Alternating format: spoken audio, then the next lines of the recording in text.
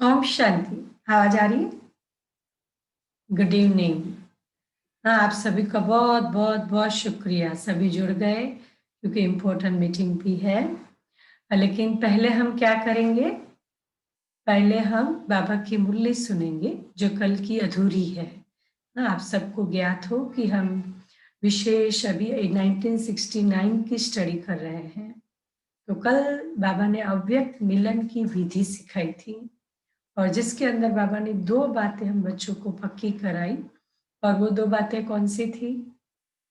वो 2 बातें थी अंतर्मुक्ता और अमृतवेला। आप सबको याद भी होगा विशेष। और कल हमने डिसाइड भी किया था कि बाबा से मीठी मीठी बातें करनी है, पावरफुल स्थिति का अनुभव भी करना है। अभी उस मुरली को पहले पूरा करेंगे, फिर अच्छे से योग करेंगे। तब तक जो ऑफिस वाले हैं वो 7 बजे तक जुड़ जाएंगे, फिर हम मीटिंग करेंगे। ठीक है, तो पहले 6 से 7 अपना स्वपुरुषार्थ कर लेंगे हम सभी। तो कल की मुरली का जो हाफ पोर्शन है वो ये है, वतन में मम्मा को भी इमर्ज किया था। पता है क्या बात चली? हाँ, बाबा पूछते हैं कि वतन में मम्मा को भी बाबा ने इमर्ज किया था, तो क्या बात चली मम्मा के साथ बाबा की?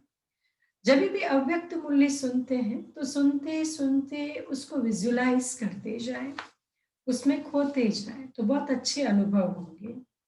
जैसे साकार रूप में साकार वतन में मम्मा बोलती थी, आप बैठे रहिए हम सभी काम कर लेंगे।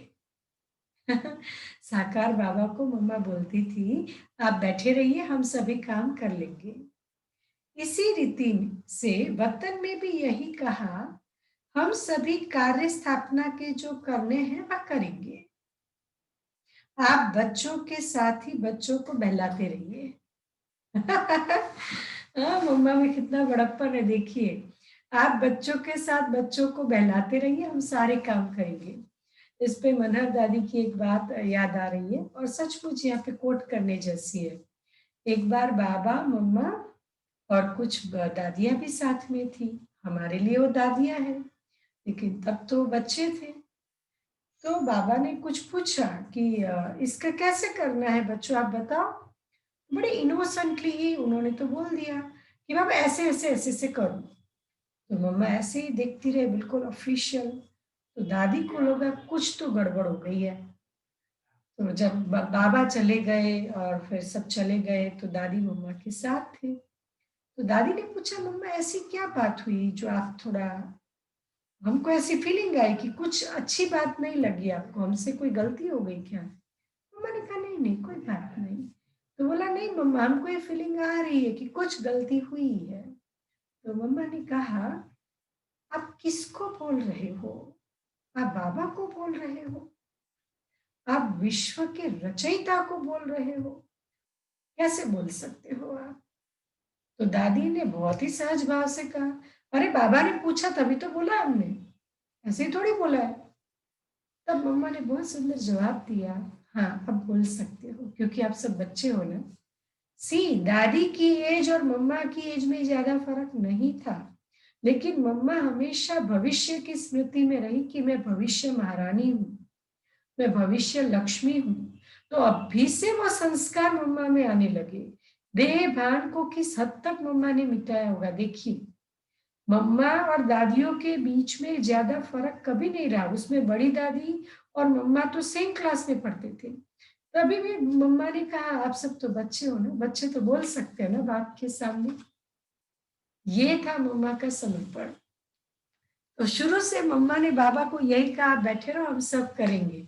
और इस वक्त भी मम्मा ने क्या कहा, अच्छा आप बच्चों को बहलाते रहो, हम स्थापना का कार्य करेंगे। ऐसे ही साकार में कहती थी, वही वतन में भी रूरिहान चली। आप सभी के मन में तो होगा कि हमारी मम्मा कहाँ गई। अभी यह राज इस समय स्पष्ट करने का नहीं है। कुछ समय के बाद सुनाएंगे कि वह कहाँ और क्या कर रही है। स्थापना के कार्य में भी मददगार है, लेकिन भिन्न नाम रूप से। अच्छा अब तो टाइम हो गया है।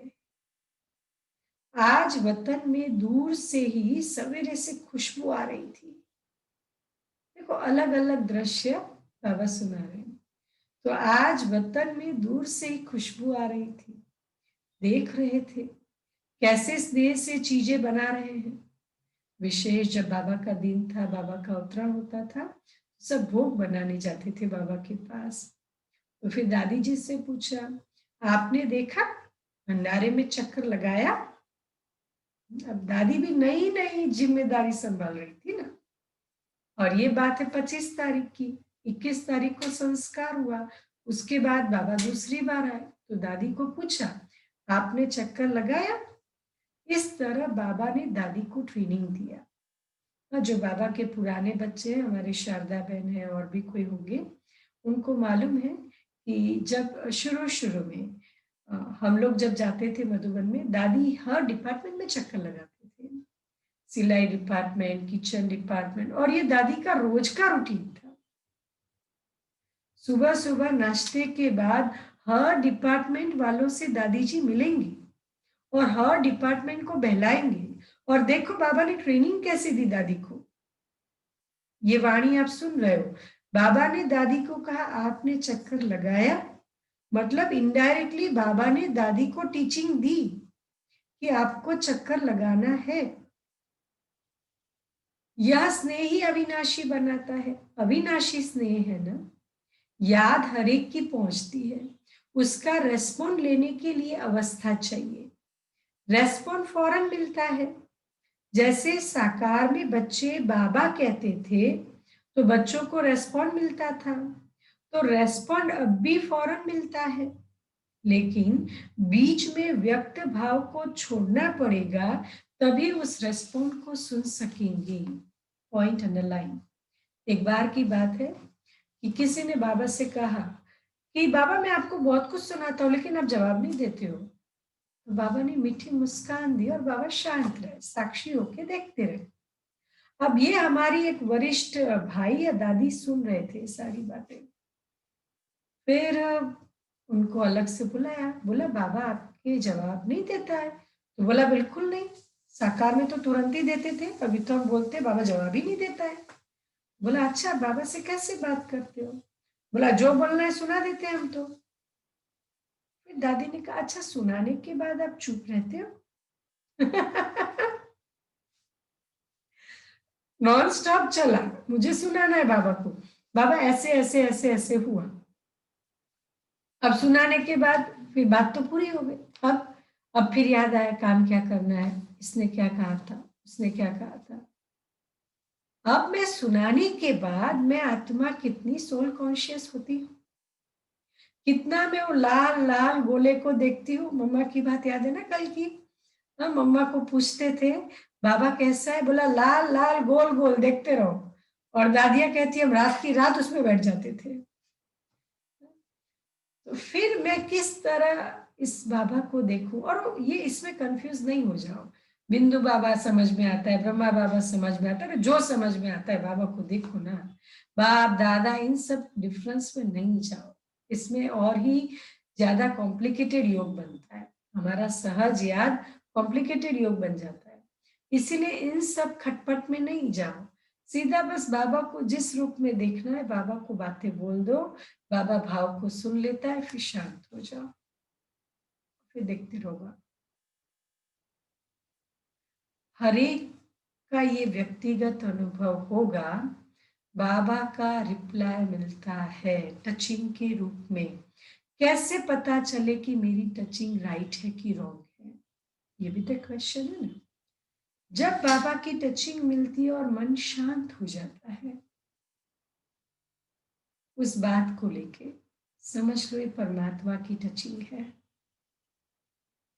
कोई बात मैंने पूछी, बाबा आज इस बच्चे की तबीयत ऐसी है, थोड़ा घर में माहौल घबराहट का है, क्या किया जाए समझ में नहीं आ रहा।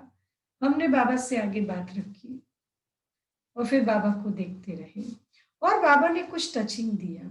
और उस टचिंग के बाद जब आप अचल अडोल बन जाते हो, ये बाबा की टचिंग है, ये बाबा का रिस्पॉन्स है। तो क्लियर हुआ रोरियान कैसे करनी है? तो ये बाबा ने सुनाया। रेस्पॉन्ड फौरन मिलता है। जैसे साकार में बच्चे बाबा कहते थे, बच्चों को रेस्पॉन्ड मिलता था। रेस्पॉन्ड अब भी फौरन मिलता है, लेकिन व्यक्त भाव को छोड़ना पड़ेगा, तभी रेस्पॉन्ड को सुन सकेंगे। अब तो और ही ज्यादा चारों ओर सर्विस करने का अनुभव कर रहे हैं। अब अव्यक्त होने के कारण एक और क्वालिटी बढ़ गई है। किसकी? अव्यक्त होने के कारण एक और क्वालिटी बढ़ गई है। किसकी क्वालिटी बढ़ गई है?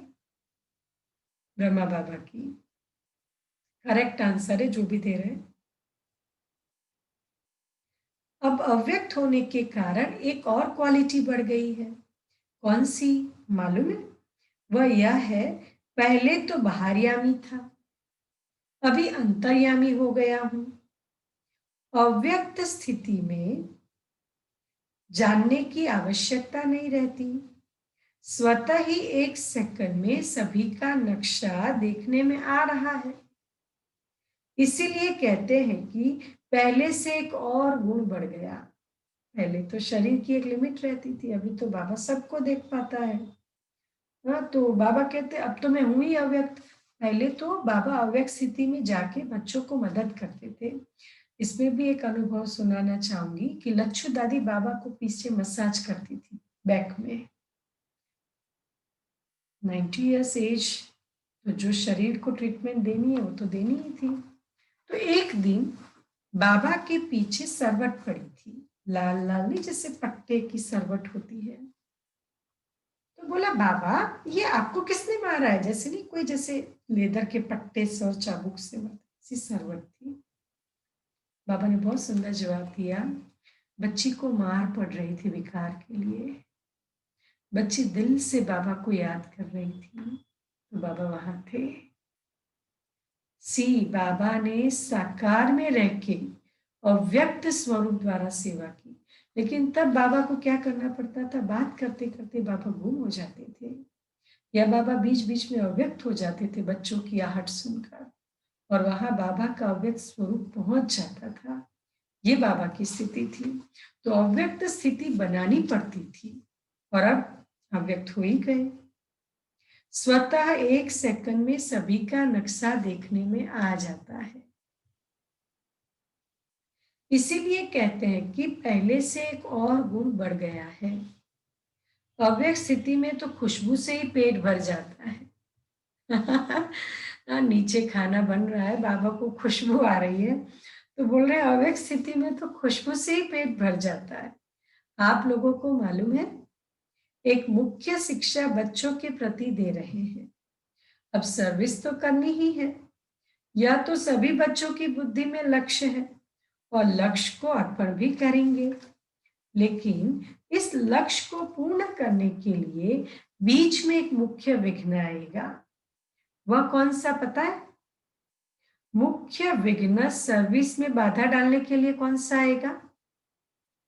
सभी के आगे नहीं आएगा, मेजोरिटी के आगे आएगा। ध्यान से सुनिए इस बात को। बाबा कह रहे हैं कि सभी बच्चों को एक बात विघ्न के रूप में आएगी। अब कौन सी बात विघ्न के रूप में आएगी? देखो, वह कौन सा विघ्न है पहले से ही बता देते हैं। सर्विस करते करते यह ध्यान रखना कि मैंने यह किया, मैं ही यह कर सकता हूं, यह मैंपन आना, इसको ही कहा जाता है ज्ञान का अभिमान, बुद्धि का अभिमान, सर्विस का अभिमान। क्योंकि अब बाबा का स्वरूप अव्यक्त हो गया है। एक बार बाबा ने कहा था, अगर सामने वाली आत्मा बिल्कुल प्यासी है और बाबा को लगेगा कि इस आत्मा का उद्धार करना है, और जो माइक बैठा है ज्ञान सुनाने वाला, उसमें उतनी कैपेसिटी नहीं है, तो बाबा ने कहा था बाबा स्वयं उस आत्मा में प्रवेश करके उस आत्मा को ठीक करेगा। तो ये होगा। तो इसमें अभिमान आ जाता है ना, फिर हमको लगता है मैंने क्लास कराई, मैंने मुरली सुनाई, मैंने इनको कोर्स कराया था, इस पूरे परिवार के लिए भी मैं हूं। ये मैं होना मतलब अभिमान। लेकिन पहले से ही मुख्य विघ्न को आने नहीं देना, और इसके लिए सदा एक शब्द याद रखना, मैं निमित्त हूं। निमित्त बनने से ही निराकारी, निरहंकारी, नम्रचित, निरसंकल्प अवस्था में रह सकते हैं। और दादी जानकी जी तो इससे भी ऊपर कहते थे, निमित्त हूं ये भी संकल्प नहीं करना है, करावन हार करा रहा है, फिनिश। कुछ भी हुआ ही पड़ा है, बाबा करा रहा है, करावन हार करा रहा है। तो निमित्त हूं ये शब्द भी कभी ईगो ला देता है। अगर मैंने किया, मैं में आया, तो मालूम है क्या होगा? जैसे निमित्त बनने से निराकारी, निरहंकारी, निरसंकल्प स्थिति होती है, वैसे ही मैं आने से मगरूरी, मूर्छाइस, मायूसी आ जाएगी। उसकी फिर रिजल्ट क्या होगी? आखिरीन अंत में उसकी रिजल्ट यही होती है कि चलते चलते जीते हुए भी मर जाते हैं। इसीलिए इस मुख्य शिक्षा को हमेशा साथ रखना कि मैं निमित्त हूं। निमित्त बनने से कोई अहंकार उत्पन्न नहीं होगा। जब हम ये सोचते ना मुझे करना पड़ता है, तब हमें थकान लगती है, तब हमें सबका फीलिंग आती है। लेकिन करावन हार करा रहा है। और विशेष बीच बीच में ये प्रैक्टिस हम अवश्य करें। ये बहुत इंपॉर्टेंट प्रैक्टिस है और बहुत अच्छा लगता है। जैसे हम योग में बैठते हैं, जैसे योग में बैठते हो तो क्या फीलिंग आती है? आप सोचते हो कि चलो अब योग करना है, तो क्या फीलिंग आती है? पहली feeling relaxation and peace, right? जैसे बैठते हैं, जैसे एक शरीर का थकान उतर गया, मन शांत हो गया, फिर बैठते हैं, राइट? हम ये एक प्रैक्टिस करें कि मन ही मन, अंदर ही अंदर उस साइलेंस को मेंटेन करते हुए हाथों से कर्म करें। बीच बीच में माइंड डाइवर्ट हो जाएगा, लेकिन फिर वही प्रैक्टिस कि बस इसी साइलेंस को मुझे रोटी बनाते मेंटेन रखना है, इसी साइलेंस को मुझे ड्राइविंग करते मेंटेन रखना है। जहां बुद्धि का प्रयोग ज्यादा नहीं करना है, वहां इस साइलेंस को मेंटेन रखें। और फिर मेरे को इसमें दादी जानकी जी का याद आता है। दादी जानकी जी को most stable minded woman in the world का अवार्ड मिला। ऐसे ही तो नहीं मिला ना। दादी हमेशा इस स्थिति में रहने की प्रैक्टिस करते। हम सब क्या करते हैं? मेजोरिटी, कुछ कुछ नहीं भी करते होंगे, लेकिन मेजोरिटी हम क्या करते हैं? योग के टाइम पे योग करना है, मुरली के टाइम पे मुरली, काम के टाइम पे काम। तो हमारा मैक्सिमम टाइम तो कारोबार का है ना। मुरली 1 घंटे की है, योग 1 घंटे का है। मैक्सिमम टाइम हमारा कारोबार का है, इज इट? जहां मेरा मैक्सिमम टाइम कारोबार का है, तो ये स्थिति फिर कैसे मेंटेन? इसीलिए कर्म करते हुए इस स्थिति को बार बार याद करना। नहीं नहा रही हूं, लेकिन मन कितना शांत रहा, कितना चुप रहा, कितने कम से कम विचार चले। ब्रश कर रही हूँ, कितने कम से कम विचार चले। कई बार तो ऐसा ब्रश कहाँ कर रहे ना कर रहे, बुद्धि कहाँ है, ना भी लिया, ब्रश भी कर लिया, टेबल पे भी आ गए, किसी में भी ध्यान नहीं। तभी साबुन इधर लगाया कि इधर लगाया, नेचुरली साबुन लग गया, नेचुरली क्रीम भी लग गई नहाने के बाद, सब कुछ नेचुरली हो गया, लेकिन दिमाग कहीं और फिर बैठ जाएंगे। कैसे योग लगेगा? हमारा योग नहीं लग सकता है, कभी नहीं लग सकता है। बहुत एक निरंतर स्थिति की आवश्यकता होती है, तब योग लगता है। सुबह सुबह किसको स्मृति आती है? मैं गॉडली स्टूडेंट हूँ, बाबा के महावाक्य सुनना है मुझे, मैं मस्त तैयार हो रही हूँ। किसको स्मृति आती है? सच सच बोलो। बाबा के कुछ बच्चे ऐसे हैं, हाँ, गांधी फैमिली या कुछ कुछ है, जो बहुत अच्छे तैयार होके अलर्ट होके मुरली सुनने बैठते हैं। बाकी चलो ना, अभी उठ गए, अभी मुरली, बाबा की मुरली सुननी है। मैं तैयार हुई, मैं एज अ स्टूडेंट खुद को प्रिपेयर किया, नहीं किया। छोटी छोटी धारणाएं, बहुत सुंदर हमारे वरिष्ठ भाई अभी जो क्लासेस सुनाते हैं, इस बात पर बहुत अंडरलाइन कराते हैं। वर्तमान समय ब्राह्मणों के सामने माया है लेजीनेस, आलस्य। अब आगे चलते, अगर मैंने किया, मैं में आया, तो मालूम है क्या होगा? जैसे निमित्त बनने से निराकारी, निरअहंकारी, निरसंकल्प स्थिति होती है, वैसे ही मैं आने से मगरूरी, मूर्छाई, मायूसी आ जाएगी। उसकी फिर रिजल्ट क्या होगी? आखिर अंत में उसकी रिजल्ट यही होती है कि चलते चलते जीते हुए भी मर जाते हैं। इसीलिए इस मुख्य शिक्षा को हमेशा साथ रखना है कि मैं निमित्त हूं। निमित्त बनने से कोई भी अहंकार उत्पन्न नहीं होगा। नहीं तो अगर मैंपन आ गया तो मतभेद के चक्र में आ जाएंगे। इसीलिए इन अनेक व्यर्थ के चक्करों से बचने के लिए स्वदर्शन चक्र को याद रखना, क्योंकि जैसे जैसे महारथी बनेंगे वैसे ही माया भी महारथी रूप में आएगी। साकार रूप में अंत तक कर्म करके दिखाया। क्या कर्म करके दिखाया? याद है? क्या शिक्षा दी? यही कि निराकारी और निर्माण चित्त होकर एक दो में प्रेम प्यार से चलना है।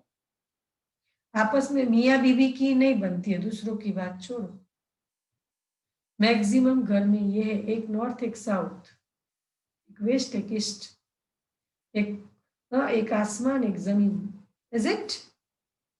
बहुत कम फैमिली ऐसी है जिसमें दोनों पहिए का टेस्ट और काफी कुछ मिलता है। कहाँ प्रेम प्यार? हाँ, चलो टेस्ट अलग है, वो अलग है, लेकिन आपस में एक दूसरे को रिगार्ड और रिस्पेक्ट रख के तो चल सकते हैं। वो हम कोशिश कर सकते हैं। बाबा ने कहा एक माताओं का संगठन बनाना। जैसे कुमारियों का ट्रेनिंग क्लास किया है, हाँ, मधुबन के अंदर ट्रेनिंग सेंटर है, तो जैसे कुमारियों का ट्रेनिंग क्लास किया है वैसे ही माताएं जो मददगार बन सकती है और है, उन्हों का मधुबन में संगठन रखना। कुमारियों के साथ माताओं का संगठन हो। संगठन के समय फिर आना होगा। स्नेह को देखते हैं तो ड्रामा याद आ जाता है। ड्रामा जब बीच में आता है तो साइलेंस हो जाते हैं। स्नेह में आए तो क्या हाल हो जाएगा?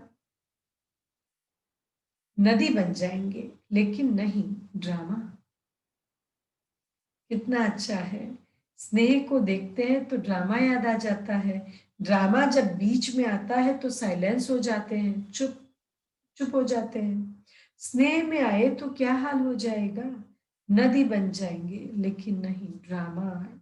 ये बात बड़ी गुह्य है, विचार सागर मंथन करने जैसी है। जो कर्म हम करेंगे वह फिर सभी करेंगे, इसीलिए साइलेंस। भावनाओं में नहीं बहना है। ड्रामा में ये सीन ऐसे ही थी, बिल्कुल साइलेंस। अगर सभी साथ होते तो जो अंतिम कर्मातीत अवस्था का अनुभव था वह ड्रामा प्रमाण और होता। कितनी सुंदर बात है। अगर सभी साथ होते तो ड्रामा प्रमाण जो ब्रह्मा बाबा का कर्मातीत अंतिम सीन होता वो अलग होता, क्योंकि विदाई का समय है ना, तो बाबा फिर बच्चों से मुलाकात और मिलन की बातें कर रहे हैं। लेकिन था ही ऐसे, इसीलिए थोड़े ही सामने थे। सामने होते भी जैसे सामने नहीं थे। क्या कहा बाबा ने? सामने होते भी जैसे सामने नहीं थे। स्नेह तो वतन में भी है और रहेगा, अविनाशी है ना। लेकिन जो सुनाया कि स्नेह को ड्रामा साइलेंस में ले आता है, और यही साइलेंस शक्ति को लाएगी। फिर वहां साकार में मिलन होगा। अभी अव्यक्त रूप में मिलते हैं, फिर साकार रूप में सतयुग में मिलेंगे। बाबा बच्चों को बहला देते हैं, साकार रूप में सतयुग में मिलेंगे। वह सीन तो याद आती है ना। खेलेंगे, पाठशाला में आएंगे, मिलेंगे। आप नूरे रत्न सतयुग की सीनरी वतन में देखते रहते हो। जो बाप देखते हैं वह बच्चे भी देखते रहते हैं और देखते जाएंगे। अब तो ज्वाला रूप होना है। इस बार जो बाबा मिलन हुआ उसमें भी बाबा ने कहा अभी सहज योग नहीं, ज्वाला स्वरूप की याद चाहिए। आपका ही ज्वाला रूप का यादगार है। पता है ज्वाला देवी भी है। वह कौन है? यह सभी शक्तियों को ज्वाला रूप देवी बनना है। विकार तो क्या, दुनिया भस्म हो जाए, दुनिया के सारे विकर्म भस्म हो जाए। यह सभी शक्तियों को ज्वाला रूप देवी बनना है। ऐसी ज्वाला प्रज्वलित करनी है जिस ज्वाला में यह कलयुगी संसार जलकर भस्म हो जाएगा। अच्छा, विदाई के समय फिर बाप दादा बोले, सभी सेंटर्स के अव्यक्त स्थिति में स्थित हुए नूरी रत्नों को बाप व दादा का अव्यक्त याद प्यार स्वीकार हो। साथ साथ जो इशारा दिया है उसको जल्दी से जल्दी जीवन में लाने का तीव्र पुरुषार्थ करना है। अच्छा, गुड नाइट। सभी शिव शक्तियों और पांडवों प्रति बाप की नमस्ते। तो पूरी मुरली कल और आज मिलके एक मुरली चली, जिसके अंदर कल बाबा ने इशारा दिया था अंतर्मुखी और अमृत वेला। आज बाबा ने विशेष क्या इशारा दिया? कल इशारा दिया अंतर्मुखी अमृत वेला, और आज मैं निमित्त हूं। और दादी जानकी जी के लैंग्वेज में देखे तो करावन हार करा रहा है। Get it? मैं आत्मा निमित्त भी नहीं हूं, करावन हार बाबा करा रहा है, जस्ट मैं कर रही हूं। तभी निराकारी निरहंकारी स्थिति बन सकती है। ओम शांति।